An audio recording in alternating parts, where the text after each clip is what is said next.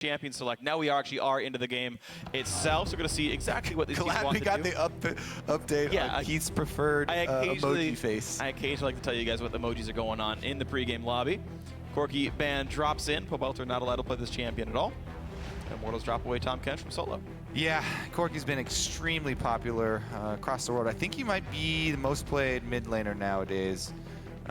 But yeah, Tahm Kench and Poppy also two very tanky options for top lane. Yeah, speaking of popular champions. Well, one last ban for Echo Fox here going for their third. You looked over and shook your head. That's basically agreement that it was a funny joke. Final ban comes through as Lissandra, so removing some of the engage tools here. Yeah, they might be signaling some sort of long range, some sort of poke, maybe siege comp here for Fox. Very early to tell, but Huni's Lissandra was all around spectacular for Immortals. In cracking that game wide open. His engages, his flanks, whether it be through TP or simply walking around the wards, worked out every single time for Immortals. Yeah, well, final bans come through. Echo Fox now 30 seconds remaining. They've used up half the time so far in deciding what they want to pick up first. Of course, Lulu and Graves, no strangers to the ban list, and it ends up being Kalista here. So Keith, back on the Kalista, denies it from Wild Turtle. Pretty strong early pick here for Keith. I mean, last time he was on Ezreal, favoring the blue build, Ezreal build. This time around, though, he'll be enabling the team quite a bit more, and enabling Big, who has also sort of been hit or miss in the LCS so far as well. Yeah. See what they can combo that with. All-Star is still on the docket here, so definitely is still available if it does pass through Immortals' hands. That has really been just such a strong combination. And Alistar is the most popular support across the world for the last week. And of course, Immortals aren't in a rush to take that champion away because Agent would rather play something ranged, so that champ still left up despite being now down to the 4th and 5th picks of champion select. Instead, Lucian picked up for Wild Turtle, even though Kallista's already off the table. So really the only priority champion even grabbed here was Immortals saying, yeah, we'll take Elise as the best jungler with Graves gone. Wild Turtle has only played Lucian and Corki Corki's banned, so they were able to grab up the Lucian very early on. Definitely had a good performance on it yesterday, and they also don't give away much. You can form one of those long-range team comps. They have the option to go for it here. Yeah. Lucian and Elise do fit really well into that, but they can also go standard team fight with this. Bolter could always play Lux. We'll see what they go for. Echo Fox now to make their own choices. They're taking a good long time in their champion select. Looks like that is going to be the Alistar. I think no big surprise. Kalista Alistar is a very popular bot lane if you can get it. I know Monte Cristo said it was the best bot lane in all League of Legends, I think, in this week's LCS casts. So definitely a lot of proponents of this. Meanwhile, an early pick on Fiora, solo being trusted with a split pusher. And they're also, of course, denying it from Huni by doing this. Huni just waiting for the top lane to show, though. Huni's champion pool is extremely diverse, and he can run Quinn right into it. Quinn's even been banned against them previously. Huni had a lot of success with this. Remember, at All-Stars as well, he was a big proponent of the champion. Yeah. So we'll see if he's able to take down Fiora, because the tank stat's not going to be there, so he'll be able to take that damage champion head-to-head. When you can definitely get across the map and try to influence everything. You can follow Rainover around, and birds and spiders can run together and kill things off. Of course, another Janna game comes out for Adrian. If it's not banned, he will pick it. Comes into this game with a 51 KDA on Janna specifically. If it's not banned, he has picked it. I don't believe he's ever not. Yeah, that's what I'm saying. In the past, it's true. Oh, what did I say incorrectly? Nothing. I guess I said saying it will. It's a trend, but you're projecting to the future. It's a prophecy from Free. It is a prophecy, and I feel like it's a really easy one to predict when it's 100% so far. Last two picks come through for Echo Fox. They're hovering Taric, as unlikely as that's going to be. Gangplank actually would be a pretty worthwhile pickup for them. I know Gangplank actually dropping down this far in the draft is extremely rare. Yeah. Lee Sin comes through for Grigny, and it's going to be a mid Gangplank for Golden Glue after all. Very physical damage heavy team. Yeah. With some versions of armor penetration, but otherwise stack armor, win the game. Yep. I mean, there is the true damage factor there from Fiora, but basically very easy itemization, and I do expect Rainover to go Cinder Hulk Elise into tank this time around.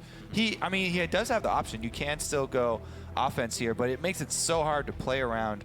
There's just a ridiculous amount of physical damage coming out of Fox right now. There's a ridiculous amount of damage really on both these lineups, right? It's Lucian, Syndra, and Quinn all going pretty aggressive, to be honest, as far as their builds are going to be. Yeah. The one thing I do really like here for Immortals was the last round pickup of Syndra, because Alistar as a front line is extremely hard to deal with, but Syndra's stun can go right through Alistar and still stun the back line. You can stun many people with it. So Pobelter can still set up kills for the extra 80 carry damage that they have on their team with Turtle and Huni going in to finish people off, even if Pobelter himself can't get into position. We'll see if they can get around though, because the Kalista Alistar just brings so much utility to the team fight, and we've seen Gangplank over and over and over again. If you fight that team, you know, especially near brush, it's really easy to set up the barrel chains to follow up on a Kalista Alistar CC. Absolutely, when no one has health, good luck, you know, dealing with all that. So we'll see if that's going to happen in this game. So the question is, can Echo Fox snap Immortals' winning streak? Tweet at LoL Esports with hashtag FOX winner, hashtag IMT win, to let us know who you think is going to win this game. And even though you did see the players swap late, it was actually Jungle Lee Sin and not Jungle Kalista, though it was a bit of a late swap from what I saw. Not Jungle no worries. Kalista? Dang. They swapped for like 15 seconds, though, from what I saw on the client. So they're either rule breakers or all is well either way. So on to the earth we go. Game 4 of the night, or afternoon as the case may be, with our faster games. Very curious as to Reignover's jungle start here, because he has had such a big impact in the early game here for Immortals in North America. Every single game, I believe he has been a part of the First Blood. And by been a part of, I mean got it for his team.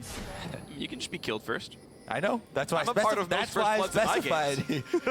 You don't always want your jungler to be a part of the First Blood if they're the ones receiving. Huni pushing in. Ooh, gets damage on a solo. So I think one of the big cruxes of the top lane matchup, and this may be obvious to many of you, is if you can riposte the vault from Huni, because it is a stun effect, so it will make riposte stun back.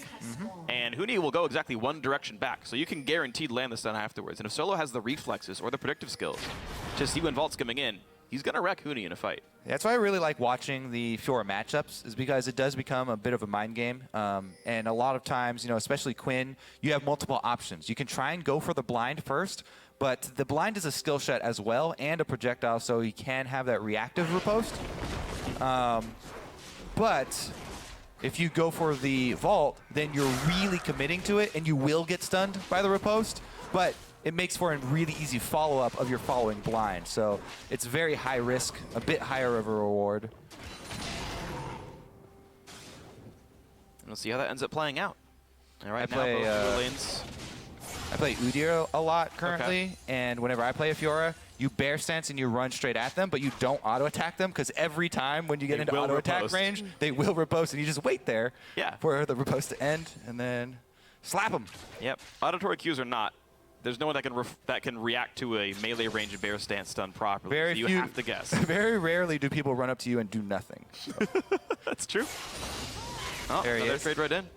And he crucially goes in before level 2 is hit by Solo, so he had no way of posting away. So Huni, winning the harass game, you're going to see pretty much all these caster minions getting denied by the fact that there's no good way for Solo to fight them. Yeah, you can queue up your riposte as you're queuing in there as Fiora, so when he has the ability. Reignover looking in. Red buff on, lands the auto attack for the slow, just hits Golden Glue in the back of the head, they chain stun him, and wow, he's already dead! He's already dead! Pobelter getting first blood before 3 minutes, and Reignover keeps the streak alive. Yep. Talking about going all in there, level 2 there. He had not been able to learn the remove scurvy. He learned barrels. Solo dodges the blind, but only gets a slow back for it. And we'll see how the mind game progresses, whether Huni changes up the play pattern. That is almost always what you have to do against Fiora, because they will catch on. True. But Golden Glue going down for that first blood. Reignover keeps his streak alive, and he actually did it optimally this time. Bjergsen was the one to receive the first blood cash. You know what happens when Bjergsen gets fed in a game. Or excuse me, Pobelter. Whoa, I'm living in the past, freak. Did you know? Kobe doesn't know who mid laners are. You were just waiting to call me out on before I realized. No, I was going to let you go. I figured you'd get there. It's the Syndra. Some characters you just associate with players. Bjergsen's been playing Sinja for so long and having so many good games on it that I had a problem there. Yeah, but every time I see someone miss smite, I just assume it's Kobe. There you go. There's been an evolution to that one, though. Yeah. That's true. I was actually pretty I live in happy the past. Saint was able to take that mantle from me. But some old school people like Freak will remember the days of my miss smites. I mean, I cast Kobe winning a tournament, so I mean, I can't really hate too much. that was this one was of the a same long where time I ago. missed that Baron. That's okay. You guys won the tournament. Well, Huni, let's keep tracking on Yeah, of course, of Rainover, course. actually, because right now he's heading top lane. And Ooh. Huni Well, definitely likes to... This is well timed though, because Huni's managed to push the lane in to now that it's pushing back towards him, and Solo can't stop this. It will push in towards the turret, so Solo either no longer gets golden experience or he gets ganked by Rainover. And the normal pattern here for Solo would be to go ward that river that Rainover is in. Being Elise, he can land this cocoon fairly easily. Creeping shows in lane. Very smart, and I assume that's a combination of Solo calling and Grigney understanding how the lane mechanics work. It's like, I need you here. But first of all, a fight in the bot lane, and Adrian headbutted, pulverized, knocked into the team. There are some red stacks on, plenty of damage dealt, but Adrian will stay alive in this one. Still a pretty beefy trade, and the team with Alistair likes getting low because they'll just heal. Janna cannot heal. That's why they're chugging potions. Big going in for the re-engage here. Waiting for the shield to drop off. Can't wait long enough. Not the best rend. Doesn't rend any health, only shield. Rainover coming back. Solo still has all summoners, but really in no danger at all. So Rainover says, all right, back to the river I go. But he's still not covered by wards, so like Solo, at this point... Yeah, exactly. Solo has to still be so scared that Rainover could be there. Like I said, he can't even go ward that bush against Elise because she'll throw the cocoon out. Headbutt pulverized. Wild Turtle gets hit up, but the Pierce actually misses from Keith. He missed the Q. About 100 damage lost for that one, but even still, it's Immortals being pushed back in this bot lane. Yeah, Keith and Big. Gaining control, and you know the reason they're going so aggressive like this and constantly engaging and trying to hard engage on this gen is because they've seen Rainover top over and over and over. He keeps showing. Solo has been pressing out and still getting experience here. He's relying on his flash cooldown. He's saying, you know what? If Rainover's going to come, then I'll have to blow my flash, but at least I'll live.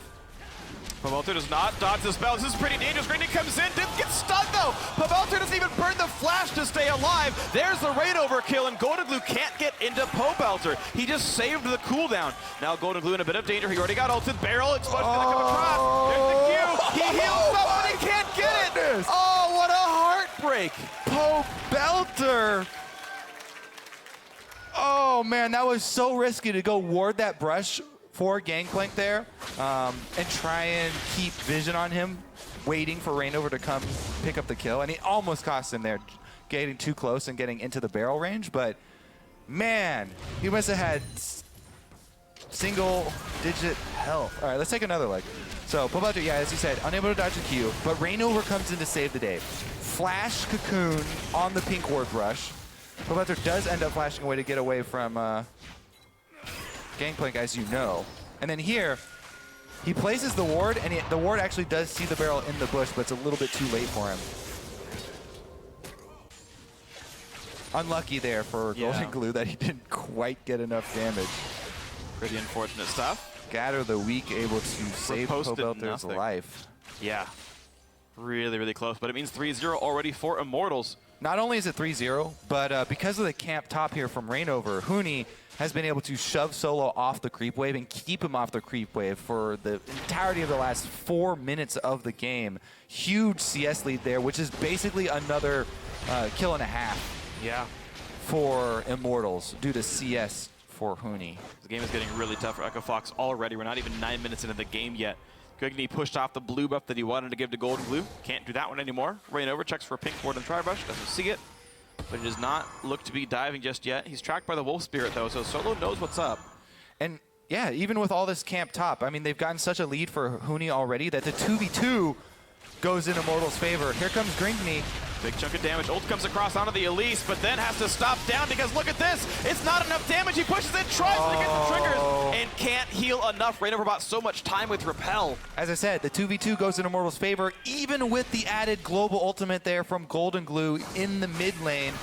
So now Golden Glue even loses more pressure mid lane. Poe Belter gets to shove him in further and increase his CS lead. CS leads all across the top side of the map for Immortals because Reignover's been up there the entire time. And Grigney unable to answer. Meanwhile, down bottom, they're left to their own devices. A really big fight. Adrian unfortunately pushes Keith out of the culling, but heals Wild Turtle back up to full. Yeah, and definitely Immortals net gain there. Yeah, Immortals just crushed the health bars either way. Reignover. All right.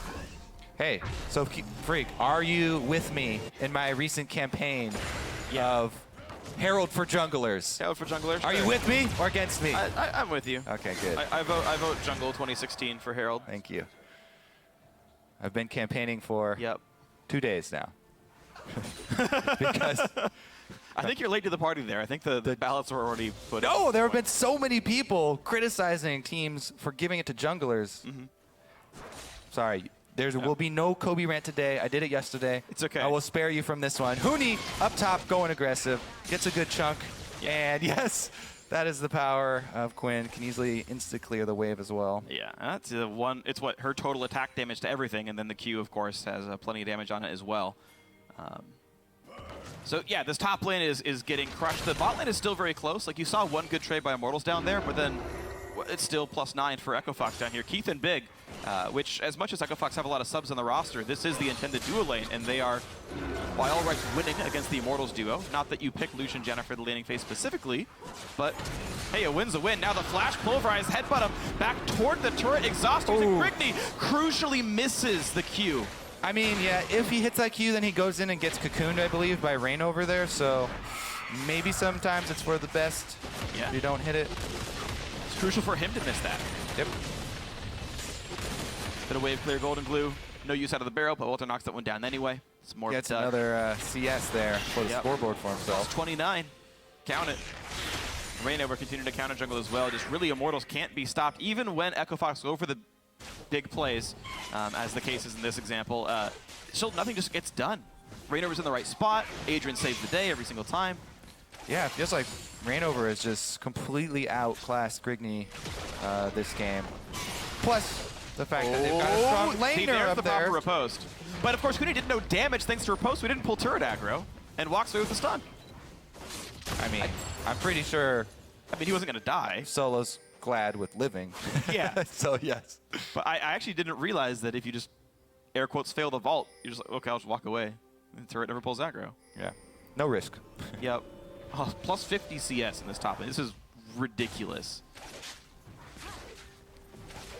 There we go. Turret goes down already. 2 have already been picked up, by the way. Mid lane has already dropped, if I believe correctly, and top lane has gotten killed thanks to the camp. It's also shoving towards Immortals' side of the map, so Huni can just teleport back or even fly back with the ultimate and get there almost in time. Save the teleport for a play down bottom. Solo's still going to have a really hard time scraping together any sort of CS here. Huni is opting just to fly back. Yep. And that will at least let Solo get a couple of CS. Yeah, who needs teleport when you can just take a bird all the way over? Going to be just fine. Yomu's Ghostblade done against the half-hearted Sterix into trying to get a Titanic Hydra from Solo. Solo might be dead here. I feel like Huni's going to all in. Yomu's pop gets the knockback, and now Solo has to guess, when would I even press riposte? But Huni does not chase through Minion Wave. I think very smart to just be a little bit relaxed here. No one is on his side of the map at all. Yeah. And Echo Fox there are 4 people of Echo Fox coming up. No teammate coming up to his side. Yeah, that would be unlucky for him. So can they make this one work? Big is up in the wings. Keith can throw him in. How well can Solo bait this? Yeah, he's like, come on. You know you want to jump on this. Look, I burned my Q. I mean, it's also due to the communication of the rest of the Immortals team. Hey, everybody has left lane except for Golden Glue, so don't go aggressive. Yeah, Reignover Solo's Dragon. No risk on him at all. Wild Turtle still alone in the bot lane. They can knock that turret down without any problems. There's no one is there to defend this turret unless Solo TPs. And that really is the key to that playstyle of an aggressive top laner, is knowing when to temper your aggression. Up here, they've sent Adrian to try and stall and allow Reignover to come down, but it's going to be too little, too late. Yeah. The turret does go down. It will be a trade. You know, Turtle should be able to... They don't even get to. Golden Glue does clear the wave with an ult, so they're going to have to wait for another wave. They might be able to do that, though. Looks like it's going to be pretty easy. That's going to be an entire wave crashing into that turret. Top lane outer does go down, so perfect game averted. I'm still sad about the mid lane name mess up. It's okay. It's haunting me, Freak. No, it's fine. No, Hanser is on TSM as well. Good one. Nice Thanks. connection. Yeah, I got you. Pobelter has been able to shove down this mid lane, though. So Wild Turtle was going to claim the last outer for Immortals, and they will begin to close the loop here on Fox, invading the jungle, setting up their vision. It just looks to be another now classic Immortals game. Yeah. Where they dominate the early game and then steamroll through mid as they take the full outer line of turrets, set up vision in the jungle, and begin to counter jungle.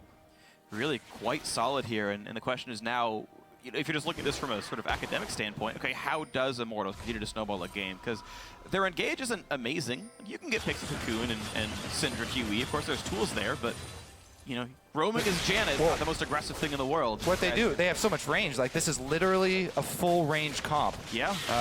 That I was talking about earlier in the day on the analyst test, some of my favorite. You can siege up. It's all about the focus fire and landing the CC, the range CC that they do have. And you can see he beats the riposte, then goes for the vault afterwards, drops Solo to half HP in a single combo.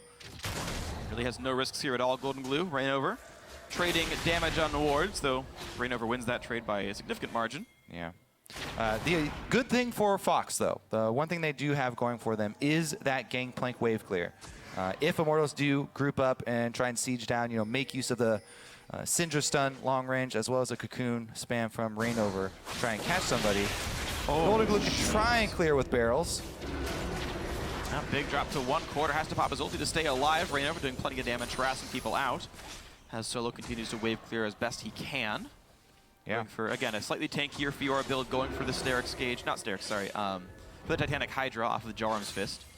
Yeah, Titanic Hydra into Cleaver has been extremely popular, and then after that is done, once they get third item, transferring your Hydra into a... Rainover spots Keith, nearly one-shots and backs out, doesn't want to get pulverized. And there's Flash, too! Flash means nothing. There goes the kill onto Big as well, who's missing his ulti now at this point. A 2 for 0. They just found him in the jungle. Yeah, they didn't even have to siege up in order to get those picks. The Cocoon, easy to land from Brush there, and then Pobelter follows up. Hooney's on the chase. Flash for Repel, the Q not quite in range. He's gonna flash over Hooney. He's gonna pick him up, he's gotta leave the base now, but now Grigny's in the wrong spot as well. Another kill, 4 in a row, and now it's Hooney in a battle with Solo. It's a battle that Solo can't win. But he can live! That's a win, sort of. All right, so like the lone man standing, I guess, lives up to his name in this one. But honestly, Freak, do you think that Immortals can beat their time of 18... A minute, 20 seconds from now? 40? I think so. 18:20, I believe. 18:20? Game time. All right. I think they'll get the inhib and have to back out, or just the inhibitor turret and back out. This is a bit risky to keep going. Pobelter's staying in range, though. I just don't think there's much to really get at this point. The Immortals are going to back out. I was considering doing Star Wars spoilers, and then I realized that it's probably still too soon for that. Yeah. It will always be too soon. It will not always be too soon. Luke Skywalker is Darth Vader's son. Deal with it. Oh, I wasn't ready. All right, Keith was not ready either, as he not only got attacked from the brush by the itsy bitsy spider, but also flashed into the wall. And here's a follow-up as well as we speed up. Hooney just going to chase him down. Rainover flashes into range for that repel. They do end up getting it, though, so not quite a wasted flasher, I guess. Everybody just getting cleaned up, though. This is just a massacre on Fox territory. Immortals are ridiculously good. This level of domination of the North American LCS has not been seen since Cloud9 first entered the league. I was going to say since Worlds last year. Oh, man, since October. Oh. Hey, day one was fine. Yeah, it's true. Go back to those days. That's what Immortals wants to do right here. Wow. Solo is gone already. 9-0 in kills. Immortals just are steamrolling everything. It took a long time for Hooney to get a kill, but he won his lane so hard that now he's just pouring into team fights. 18 minutes and 39 seconds in. This will be an inhibitor kill as well as just a kill onto Grigny and Big potentially. Golden Glue drops the cannon barrage. Doesn't get much with it though. And now Big's ulti's going to time out. So Adrian, He's gonna find something to do. A stun and a Pobot. This could be a kill picked up. A shield comes in. He'll stay alive. The ultimate agent to get some heals as well. And the chase is in. Keith goes down. Grickney's gonna be next. And Golden Glue. Wow, again, just a slaughter. 3, nearly 4 kills in just that fight alone. Yeah. 12-0. I doubt anyone loses their Immortal tag in this game unless they try and overextend. Well, they're going to try and get in a sub 20-minute win here. Maybe somebody goes down in this. They might. Here comes Nexus turret number 1 at 19-18 into the game. Turret number 2 on fire as well. Solo wants to do some damage, but it might not be enough. Yeah. On to the Nexus already. This could be a sub 20-minute victory. They kick back 1. Now Hootie in the front lines. Can they keep the team alive? The chain stun comes through, and Adrian halves his KDA before the Nexus goes down. 13-1 as Immortals win the game. It would be Adrian. Oh no. He had a 57 Jana KDA. Yep. It's down to 28.5. Ah.